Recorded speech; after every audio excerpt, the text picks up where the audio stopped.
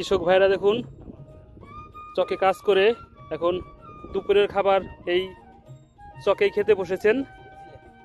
ওনারা আসলে কতটা কষ্ট করে ফসল ফলান এই দৃশ্যটা দেখলেই বোঝা যায়।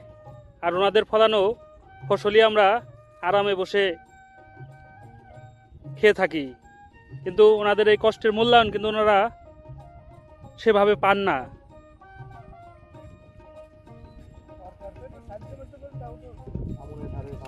ডিম ছিল, এখন ডিম নেই।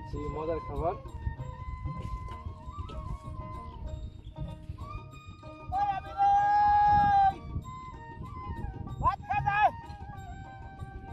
তিনজনের খাবার নিয়ে আসছেন।